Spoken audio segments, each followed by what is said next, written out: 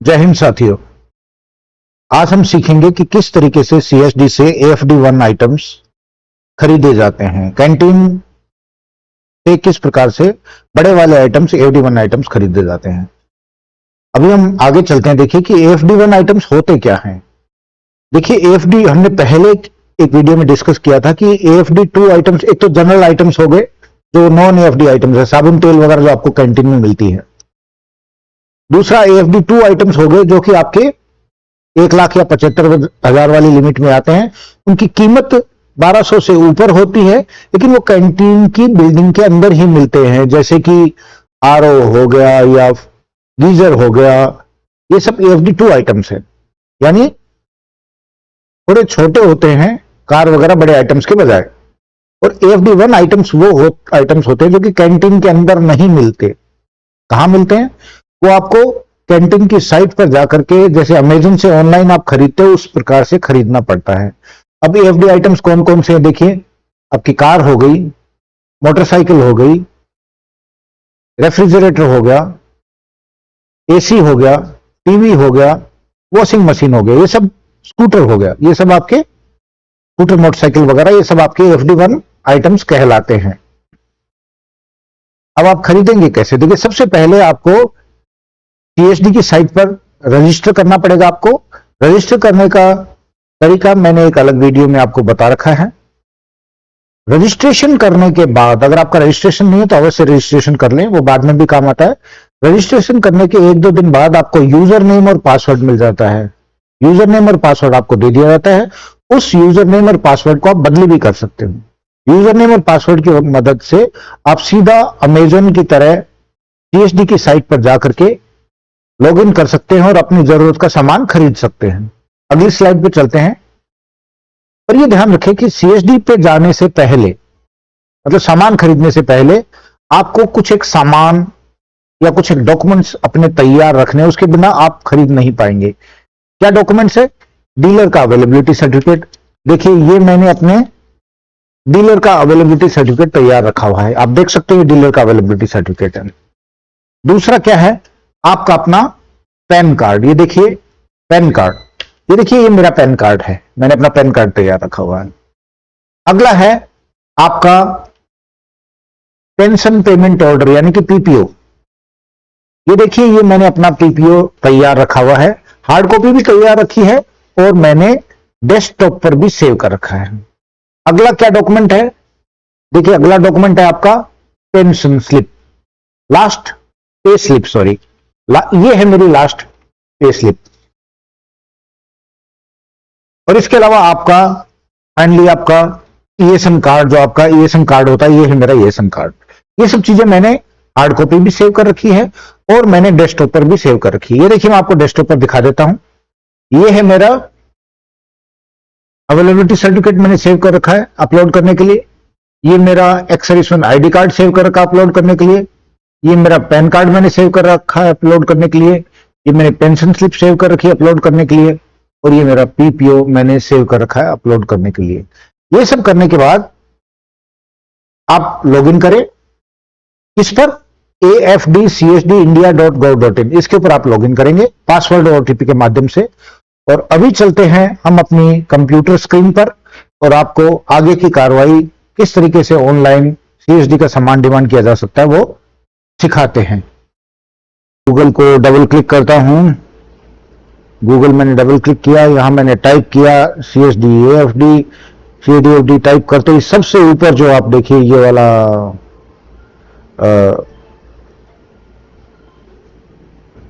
खुला है, ये इसको मैंने ओपन किया, यहाँ इंपॉर्टेंट नोटिस आता है। नोटिस में मैंने इस सब को टिक कर दिया कि भाई मैंने ये सब पढ़ लिया। आप पढ़ना चाहे तो पढ़ सकते हैं, वरना आप सीधे क्लिक करते जाइए। जैसे आप सारे क्लिक करेंगे एक्सेप्ट का आइकन हाईलाइट हो जाएगा, एक्सेप्ट कर दीजिए। एक्सेप्ट करते ही इस प्रकार से आपके सामने लॉगिन का पेज खुलेगा। यहाँ आप अपने यूजर नेम पासवर्ड भर सकते हैं। मेरे केस में मैंने कोड के माध्यम से पासवर्ड भर दिया है। कोड के माध्यम से पासवर्ड भर दिया है। यहां पर देखिए कि कैप्चा मांग रहा है, कैप्चा मैं रिफ्रेश कर देता हूं ताकि आसानी से भरा जा सके। कैप्चा में ये बोल रहा है स्मॉल Z for 1 2 3 बार एस्ट्रिक्स है, फिर स्मॉल पी है। लॉगिन करते हैं, देखिए लॉगिन ये नहीं हो रहा है, क्यों नहीं हो रहा है?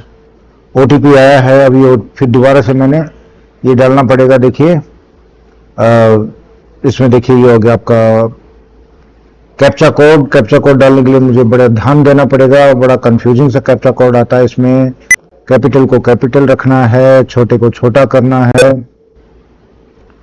कैपिटल को वापस कैपिटल करना है। ये भर दिया मैंने। अभी ओटीपी मांग रहा है ये मेरे, देखिए मोबाइल पे एक ओटीपी आएगा 549898 549898। मैं भर देता हूं 549898।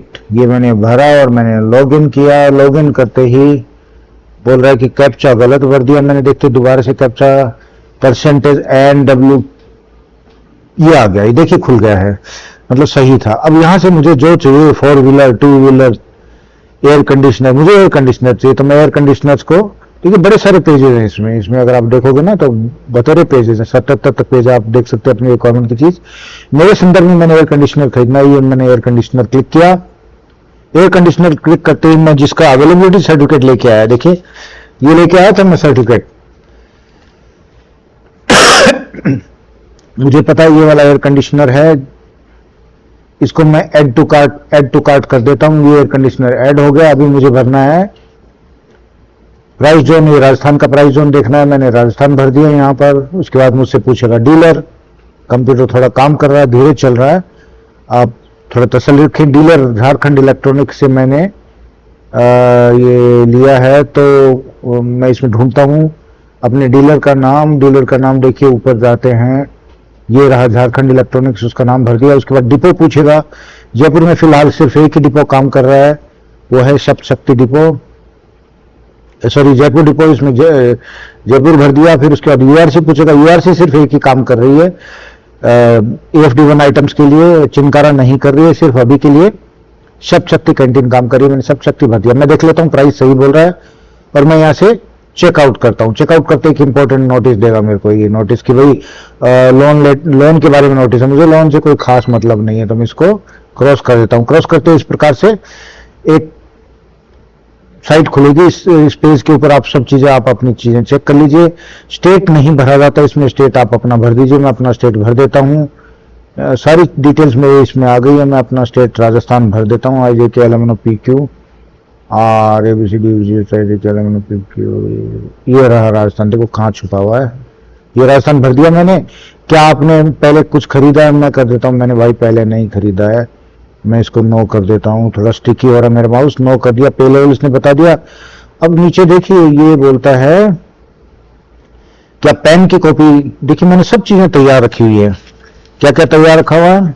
अपना पैन कार्ड तैयार रखा हुआ है, अपना जो एक्स-सर्विसमैन कार्ड तैयार रखा हुआ है, अपना पेटीएम कार्ड जिसे पेमेंट की रिक्वायरमेंट है वो भी तैयार रखा हुआ है, अपना अवेलेबिलिटी सर्टिफिकेट तैयार रखा हुआ है, अपना पेंशन स्लिप तैयार रखा हुआ है, और ये देखिए मैंने अपना पीपीओ भी तैयार रखा हुआ है। ये आपकी सिर्फ इंफॉर्मेशन के लिए। सारे कागज मैंने डेस्कटॉप पे अपलोड करके, सबसे देखिए पहले मैंने पैन की कॉपी चढ़ानी है, तो मैंने पैन चूज फाइल्स किया।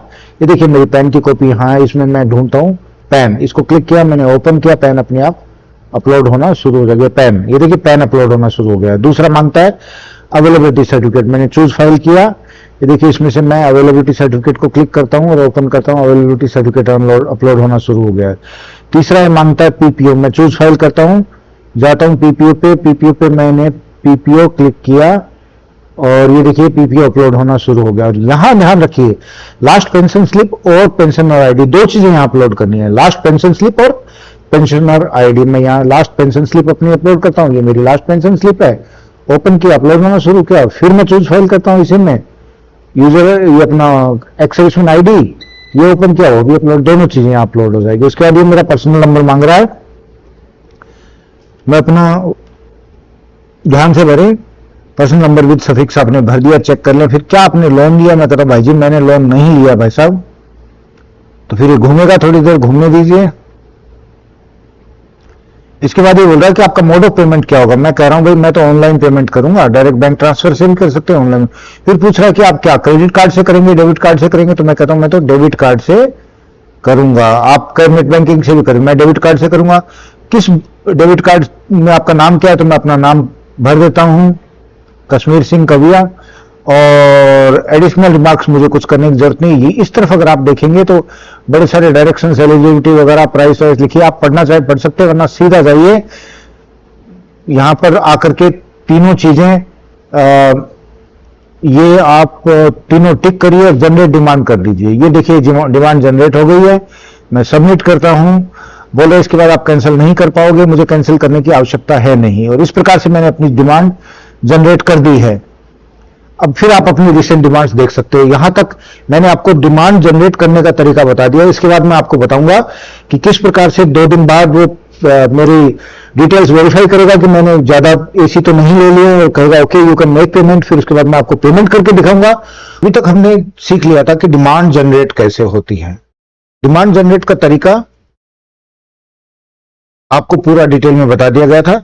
डिमांड जनरेट करने के बाद आपके पोर्टल पे लिखा होगा डिमांड जनरेटेड, और साथ ही साथ लिखा होगा वेटिंग फॉर अप्रूवल। अब आप सोचेंगे कि वेटिंग फॉर अप्रूवल क्या है। डिमांड जनरेट होने के बाद 1 या 2 दिन डिपो लेता है ये वेरीफाई करने के लिए कि क्या आपने पिछले 2 साल में या 4 साल में या 8 साल में जो पीरियड आपको लागू है, कहीं कोई एक्स्ट्रा गाड़ी तो नहीं ले लिए, या कहीं एक्स्ट्रा वॉशिंग मशीन या फ्रिज या टीवी, जो भी आप आइटम डिमांड कर रहे हैं वो आपने अपनी ऑथराइजेशन से अधिक तो उस टाइम पीरियड में लिया है या नहीं लिया है। और अगर नहीं लिया है तो फिर उसके बाद डिपो आपको अप्रूव्ड बाय डिपो का मैसेज, लगभग 2 दिन के बाद ये मैसेज आएगा अप्रूव्ड बाय डिपो। और साथ ही साथ उस जैसे ही डिपो अप्रूव करता है तो एक मैसेज आएगा मेक पेमेंट, यानी पेमेंट का ऑप्शंस आपको दिखाना शुरू कर देगा एफडी पोर्टल। आगे चलते हैं। पेमेंट करने के आपके पास कई तरीके हैं। आप बैंक चालान से पेमेंट कर सकते हैं, बैंक ट्रांसफर से कर सकते हैं, यूपीआई ऐप से कर सकते हैं। मेरे केस में मैंने यूपीआई ऐप से, फोन पे से पेमेंट कर दिया था। जैसे ही आपका पेमेंट करने का तरीका वैसे ही जैसे अमेजन से करते हैं। पेमेंट करने की कार्रवाई के बाद मैसेज आएगा आपके पास प्रोसेसिंग, यानी पेमेंट आपका हो चुका है और आपकी डिमांड का एलएस ऑर्डर प्रोसेस हो रहा है। इस कार्रवाई में लगभग 2 दिन लग जाएंगे। अब प्रोसेसिंग आपको किस प्रकार दिखाई देगा, ये देखिए। ये मेरे केस में यहां लिखा हुआ आ रहा है, ये देख लीजिए प्रोसेसिंग लिखा हुआ आ रहा है। प्रोसेसिंग में लगभग 2 दिन लग जाएंगे। प्रोसेसिंग जैसे ही कंप्लीट हो जाएगी, ये आपने अपने अकाउंट से, वो चेक करते हैं अपने अकाउंट से पेमेंट किया है, सही अमाउंट पेमेंट किया नहीं किया, ये सब चेक होने के बाद एक मैसेज आएगा आपके पास सप्लाई ऑर्डर रिलीज्ड। ये फाइनल मैसेज है डिपो की तरफ से आपके पास कि आप अभी अपना आइटम कलेक्ट कर सकते हैं। ये मैसेज कैसा दिखाई देगा, ये देखिए। यहां मेरे केस में ये मैंने जो एसी डिमांड किया था उसमें ये लिखा आ रहा है सप्लाई ऑर्डर रिलीज्ड। ये मैसेज जैसे ही आपके पास आ जाता है यानी कि आपका काम हो गया। अभी आपको सिर्फ जाना है डिपो में और अपना सप्लाई ऑर्डर लेकर के आना है। अब ध्यान रखने वाली बात है कि डिपो में जाते टाइम आपको अपना बैंक स्टेटमेंट साथ ले जाना। अपना बैंक स्टेटमेंट का प्रिंट आउट या बैंक की पासबुक, ये वो चेक करेंगे कि आपने अपने अकाउंट से पेमेंट किया, किसी और के अकाउंट से पेमेंट किया तो आपको सामान नहीं मिलेगा। आपको अपने अकाउंट से पेमेंट करना। देखो मेरे केस में मैं अपना ये बैंक स्टेटमेंट ले गया। नंबर 2 पर है आप अपना ओरिजिनल कैंटीन कार्ड लेके जाएंगे, फोटो स्टेट नहीं, ये ओरिजिनल कैंटीन कार्ड मैं लेके गया। नंबर 3 पर आपने अवेलेबिलिटी सर्टिफिकेट ओरिजिनल लेके जाना है। ये मेरे केस में ये ओरिजिनल अवेलेबिलिटी सर्टिफिकेट है। ये तीनों चीजें आप सीएसडी में लेके गए। कहां, जिस सीएसडी का आपने नाम लिखा था, जैसे मेरे केस में मैंने लिखा था सब शक्ति कैंटीन, वहां गए, वहां पर एक एफडी सेल होता है, वहां एफडी काउंटर पर जाइए और ये तीनों चीजें उनको दीजिए। वो जैसे ही आप ये तीनों चीजें उनको देंगे, वो आपको क्या इश्यू कर देंगे, एक रिलीज ऑर्डर। देखिए रिलीज ऑर्डर कैसा दिखता है, ये है मेरे केस में मेरा रिलीज ऑर्डर। ये आप देख सकते हैं रिलीज ऑर्डर है। इस रिलीज ऑर्डर में लिखा है availability letter for collection of AFD canteen items. ये लेटर लेकर के मैं डीलर के पास गया और डीलर ने मुझे अपना एसी दे दिया। यहां तक की कार्रवाई में कोई शक है तो आप कमेंट्स में पूछ सकते हैं। जय हिंद, जय भारत, वंदे मातरम।